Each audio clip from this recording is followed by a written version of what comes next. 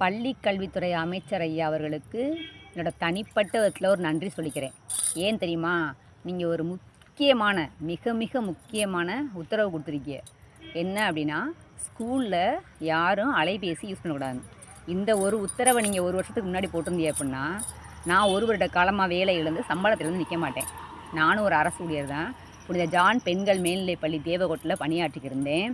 என்னை குடும்பத்தில் தேவையில்லாமல் அசிங்கமாக என்னோட கரஸ்பாண்ட் அமலோற்பவம் பேசி இல்லாத பேச்சு, அதாப்பனா அவங்க பேசுகிறத மட்டும் ரெக்கார்ட் பண்ணாமல் விட்டுட்டு, வீடியோ எடுக்காமல் விட்டுட்டு, நான் பேசின பதிவை மட்டும் வீடியோ எடுத்து அதை எவிடன்ஸாக காமிச்சு சிஓ ஆஃபீஸ் முதற்கொண்டு பெரியவங்க முதற்கொண்டு எல்லாத்துக்குமே சொல்லி என்னை ஒரு வருட காலமாக வேலை இழக்க செய்து சம்பளம் ஆஃப் பே கூட போடல. 2 குழந்தைகளை வச்சுருக்கேன். ஏற்கனவே குடும்ப பிரச்சனை டிவிசி கேஸ் ஓடிட்டுருக்கு. தெரிஞ்சும் கூட அவங்க ஜாதிக்காரரை கொண்டாந்து என் பிளேஸில் வைக்கின்ற ஒரே ஒரு காரணத்துக்காக, அவர் ஆர்எஸ் மதுரை போகலன்ற ஒரே ஒரு காரணத்துக்காக, என்னோடய கணவர் எப்படியா பணிமாற்றம் செய்யுங்கன்னு ஒரு சித்தப்பா ஒருத்தர் இருக்கார். மேயரோட பிஏ ஏற்கனவே இருந்தவர் மதுரையில், பேர் தனிஸ்லாஸு.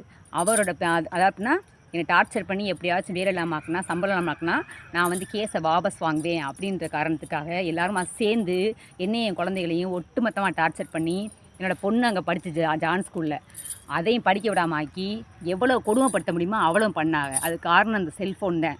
அதை ஒரு வீடியோ எவிடன்ஸாக காமிச்சு இவ்வளோ பண்ணி வச்சுருக்காங்க. இன்ன வரைக்கும் நான் வேலைக்கு ஜாயின் பண்ணலை.